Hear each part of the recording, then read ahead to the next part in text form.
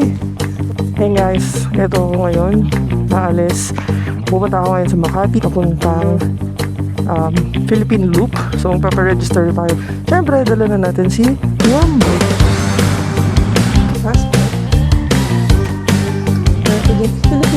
For today's video, ang ating gagawin is ipapakita ko sa inyo ang aking mga preparations para sa aking nalalapit na Philippine Loop. Ito, isa-isa ito sa inyo na Subic. Tapos, yun mo lang siya. Kagagi! At papakita ko sa inyo ang best part. Charan!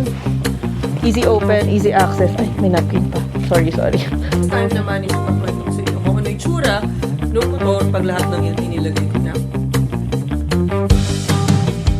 Habang papunta tayo, share ko na lang din kung ano mga requirements nyo na ipapasa. First of all, ORCR, photocopy. Driver's license, photocopy din. Picture ng iyong motor. And then, ano pa ba? ORCR, picture ng harap, picture ng likod. Yun, tapos registration form. So tayo, doon na lang tayo kukuha ng registration form. Ito yan eh. Picture. Ayun.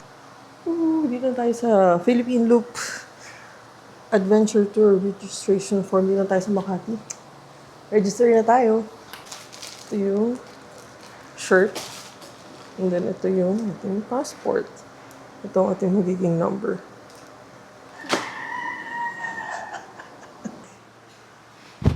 Sir, okay lang sukatin ko po sa loob. Yan. O, diba? Pwede na tayo. May ID. Oh, may date issued and may expiration date pala to. T-shirt. Yan, dalawa actually. Since yung isa sinuot ko. And yung passport. Meron ko din Philippine Looper na stickers.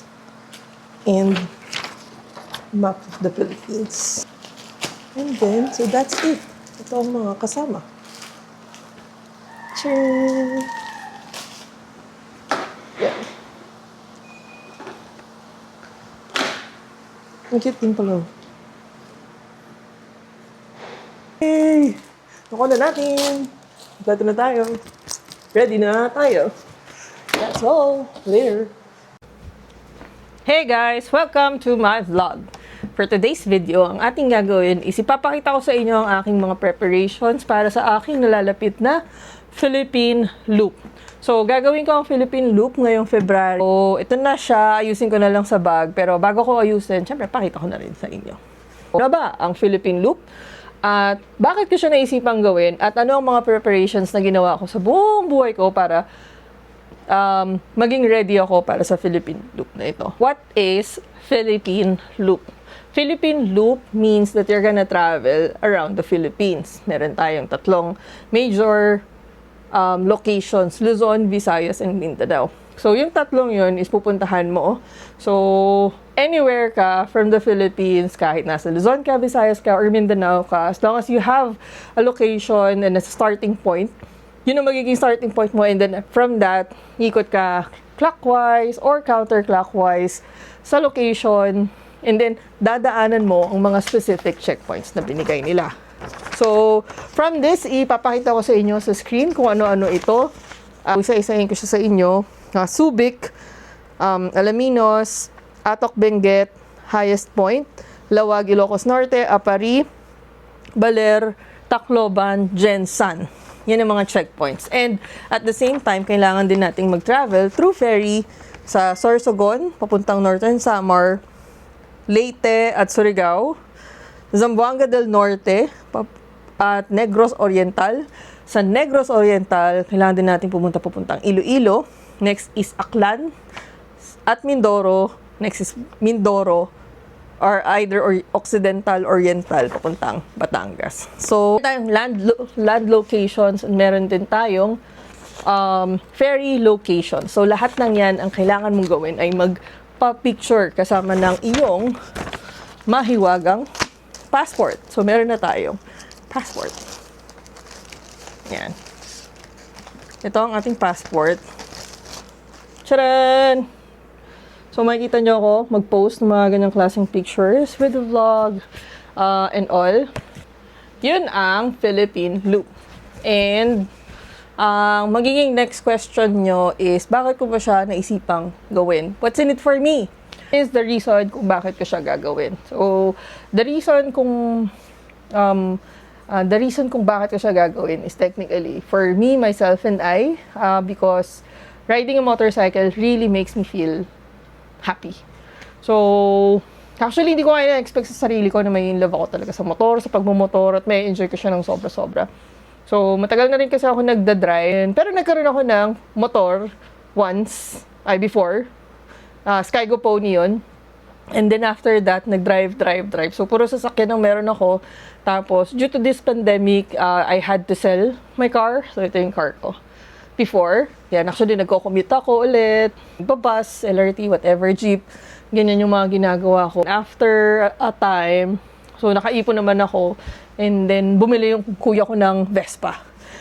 Sa kanya, Primavera. Tapos, biglang ako, nainggit ako. Actually, nainggit lang talaga ako. And then, bumili din ako ng Vespa S125. So, if you're following me, baka nakita nyo na kung saan yung mga rides ko. Nung nagka-Vespa ako, doon ko naisip na, sarap magmotor. As in, gustong-gusto ko talaga siyang gamitin. Like, pupunta lang ako somewhere, pupunta rin lang ako Marilaki. Maglilibot-libot lang ako kasi masaya ako. Naisip ko na agad, gusto ko mag-travel kung saan. Naisip ko na ang Philippine Loop. So, bakit ko gusto ng Philippine Loop? Kasi, gusto kong puntahan yung mga lugar na hindi ko napupuntahan before. And I think Philippine Loop is a good thing because meron kang mga checkpoints and hindi mo na kailangan totally super-duper mag-isip na ito yung gusto mong puntahan. Gusto mong libutin na agad ang Pilipinas kasi ganun siya kasaya. And luckily, nakakuha ako ng big bike. So, kaya ako siya gagawin na lang sa big bike. Kasi first of all, the reason is mas komportable ako sa big bike. So, of course, what I want is to really enjoy the ride, enjoy the scenery and all. Kaya napili ko ang big bike. So, what I will be using is a CF Moto CLC 450cc. So, yeah, it's a cruiser. So, how did I prepare for it? Last year ko pa talaga siya super gusto. I mean, parang isang taon. And more yung preparation ko. Yeah. November ako nagkaroon ng Vespa. March ako nagkaroon ng big bike. And then, ever since that time, kailangan ko na siyang paghandaan. Bakit mo kailangan paghandaan ito? Kasi mahal and magastos to. So, financially, I needed to be ready. So, every time nasasahod ako, lagi ako may tinatabi. Pera, para makaipon ako. Next is, syempre, hindi pa naman ako marunong mag-drive. I mean, mag-motor talaga ng matagal. Kaya ang ginawa ko is, pa-konti-konting umuusog ako ng ride. Like, palayo ako ng palayo. Hanggang sa masanay ako. And ang pinakamalayo ko nga actually is from Antipolo to Vigan. Yun na yung pinakamalayo. Around 420 kilometers ata yun. Oh my God, hindi ko alam. Pero yun na yung pinakamalayo ko. Gagawin ko ngayon is 5,000 kilometers. So, medyo sobrang layo niya. Sobrang layo niya sa 500 kilometers kong na-ride. Ito na yung mga gamit natin. Meron tayo dito, of course, helmet. Sige, isa-isayin natin. Medyo iangat ko na lang yung camera. Unahin na lang natin sa side na to. So, first of all, ang pinaka-importante ay ang ating helmet. Ang gamit ko ay Shoei Glamster. Meron din akong dalang mga balaklava. Around 4. At the same time, meron din tayong Cardo. Kailangan natin yan. Para may music tayo. Naghanda na rin tayo ng mga playlists sa Spotify. And if you want to hear what I'm hearing, share ko na lang din yun sa mga next vlogs ko. Next is, we have a tank bag. This is Oxford. Nabili ko siya sa Moto Market dyan sa Levi's. So, thank you so much sa aking favorite person doon. Na sobrang bait. Madalas akong doon bumibili. This is not sponsored, by the way. So, yan. Nag-prepare ako ng lagayan niya kasi meron siya. Paglalagyan ko siya ng mga kung ano-ano. So, nilagyan ko ng mga something soft covers. Next is, unti-unti ko na lang aalisin yung mga tapos na para medyo lumuwag-luwag ang ating lamesa. Meron din tayong isa pang bag. Ito naman kasi dito natin ilalagay yung drone. Medyo optional pa to. Technically, bag lang yan ng drone. Kasi meron tayong drone. Ito. Ang gamit ko ngayon is DJI Neo 1. 1 to ha. Kung napapanood nyo to, for sure lumabas na yung 2. Hindi 2 yung gamit natin. Kasi, ito. Sa kapatid ko to, hiniram ko lang. At saka, for this one, nag-practice din ako. Meron tayong 3 batteries. Remote control, and the Neo. That's it. Next naman, next. Tanggalin natin. At itong DJI, dyan ka na. Next is, meron din tayo ditong, ito is waterproof cover. Gusto ko na lang din siyang mount out sa PSM. PSM is, gumagawa sila ng mga bags, naglalagay din sila ng mga panniers dun sa mga kanilang mga motor, which is usually like a Vespa, Fascio, and all. Makikita nyo sila sa Facebook page, and what I did is I asked them to give or create one kasi yung bag ko sa motor malaki, and pinagsama ko siya, though separately kasi waterproof sila, pero pag magkasama sila hindi sila waterproof, so nagpa-customize ako. And thank you so much for accepting my request. Actually, pati yung tank bag pinagawan din natin. Yan. Next is, meron naman tayo ditong camera bag. Oh, si Onion. Yan. So, dumaan yung bubo natin. Meron din tayong camera bag, and in case na meron tayong gagamitin, mga lens. Yan. May dala tayo. But this is still optional. So, hanggang ngayon ay pinag-iisipan ko pa kung anong lens ba ang dadalhin ko, at magdadala ba ako ng lens, at ito yung isa. Because we are using the Fujifilm X-S20. Para mag-video. Because ang goal natin is, of course, to be happy and to document everything. Because, siguro ako kasi first-timer, so I don't have any clue. And I wanted to, I've been looking for something na makikita ko na may first-timer din and all. So, yun. Kaya samahan nyo na lang ako maging walang alam sa mundo, and then magtatakal on a great adventure. Yeah.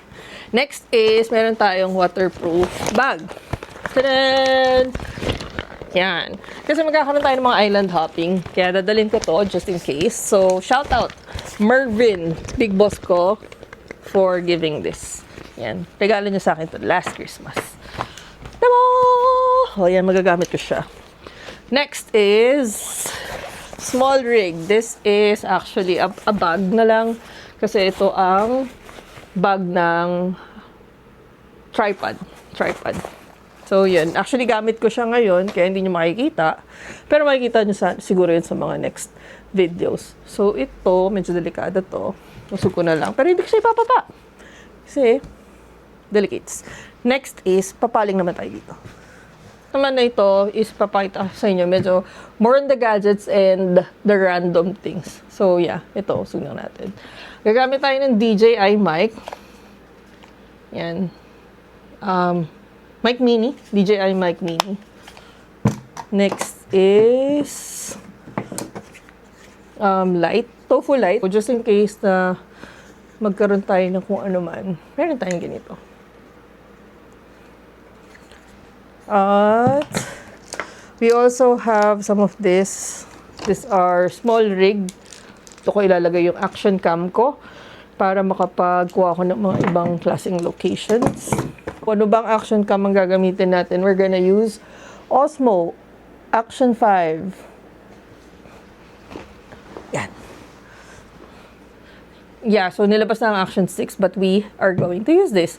Next is, we also have DJI 360 camera here.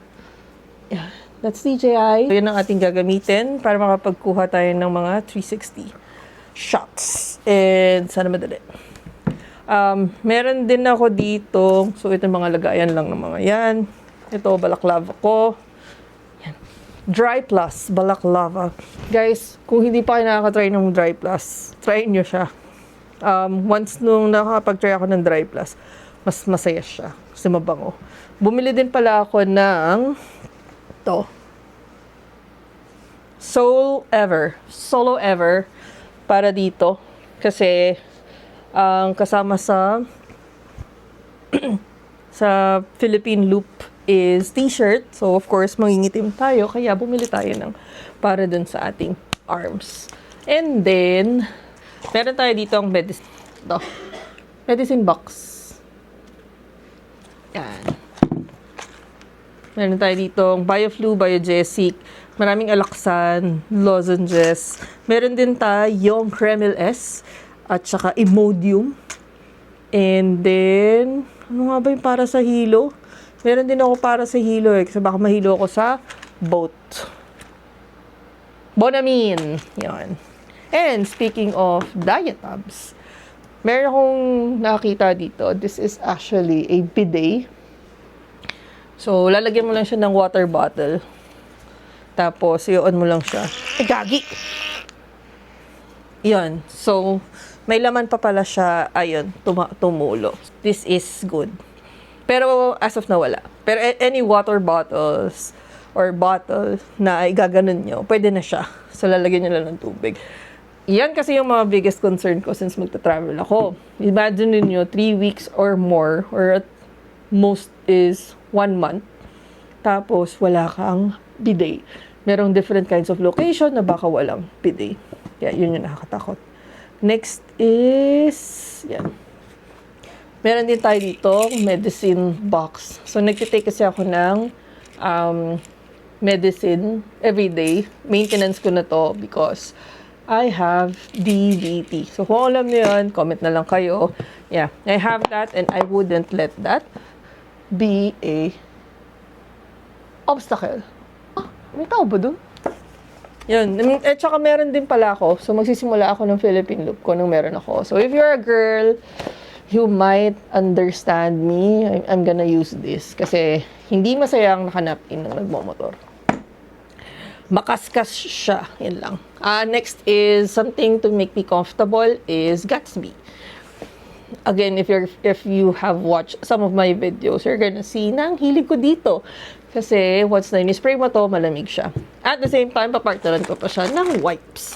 So this wipes is gonna have the same effect naman. Yan. Next is normal wipes. I'm using Foam Soft. Yan. For any kinds of emergency and pag madumi. Next is meron din akong mga Band-Aid just in case. Tsaka electric fan. Shout out nga pala sa aking company. This is from Pascas. Move forward, ang sabi. Yan. Siyempre mainit. So, kailangan may ganun. And then, may dala din tayong shades. Kasi yung helmet natin ay walang visor. Yan. Shades. Meron din tayong random tapes. Just in case. Ito, mga batteries ng camera. And, of course, ito yung sa mga safety and shit. Meron akong flashlight. Tang! Tang! Yan. Flashlight. Meron din akong pang-inflate ng tire. Tapos, nag-promise akong kailangan everyday healthy. So, meron akong Berocca. Berocca everyday okay. Meron din Kremil S. Just in case na sumakit ang tiyan. Meron din akong watch. Ito yung watch na gagamitin ko. And ito is a good thing kasi kapag nagva-vlog ka, kasi yung may ganito. This is actually an Osmo watch. Osmo watch yan. So, ilalagay mo siya sa handlebar ng iyong motor and you can control the action cam na. Kinailangan ko to due to the 360 na ang hirap niyang abutin, lalo na kapag naka-extend. So, yan. And then ito, nakita niyo na, which are the drones. Yun lang naman for now. Pero papakita ko na rin sa inyo kung ano ba yung mga bags na dadalhin ko. Which is ito. So, what I'm gonna use is 2 major bags. Ito yung Oxford Atlas 20 liters. Atlas B20. So, yan. Yun yung aking gagamitin. This is a backpack. So, in case, tapos nadala-dala ko lang siya. the next bag that I will be using is the big bag. Meron ako ditong Builtwell X-Fill 80. 80 beers or cans ang kasya dito. So, sobrang laki nito. And ito ang aking magiging major bag. Ayan. At papakita ko sa inyo ang best part. Charan! Easy open, easy access. Ay, may napkin pa. Sorry. Ayan. So, andito na rin yung mga tools ko. Like the wrenches. Pangpasak pagka sakaling mabutasan ka. Meron din akong dalang mga microfiber. Yan. At saka mga kung ano-ano ang bigat. Yan. So, those are the two bags. Papakita ko na lang sa inyo next time yung setup ko. Tapos, ano po ba? Meron din akong ano yung sasabihin ko? Ito, yung mga damit ko. So, ang ginawa ko sa mga damit ko is naka-ziplock. Yan. Meron ako ditong pang swimming. Meron akong mga shorts. Ito, shorts yan. Ito yung Philippine Loop extra shirt ko. And then pants. And then another shirt and pants combo. Ginanito ko kasi para madaling kunin. And then, syempre, nandyan na yung mga underwears ko and all. Yan. Napakita ko na sa inyo kung ano yung sura ng mga preparations ko, mga gamit ko. So, this time naman is ipapakita ko sa inyo kung ano yung sura ng motor pag lahat ng yun ay nilagay ko na. Kasi nahanda ko na eh. Since paalis na rin ako tomorrow. Kaya, yan. Sinet up ko na yung motor para mamaya didiretso na lang ako at aalis na lang ako. So, this is Rambo Ready to Rumble!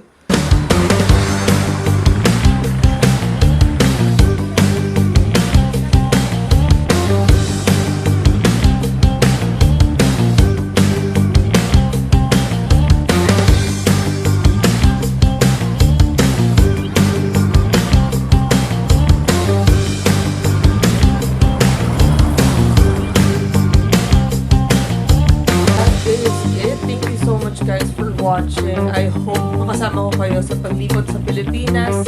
And if you have any suggestions or anything or whatever that may help me, please feel free to comment. I will be more than happy to read it. That's all, guys. Thank you so much. This is What the Jay-Z. Bye-bye.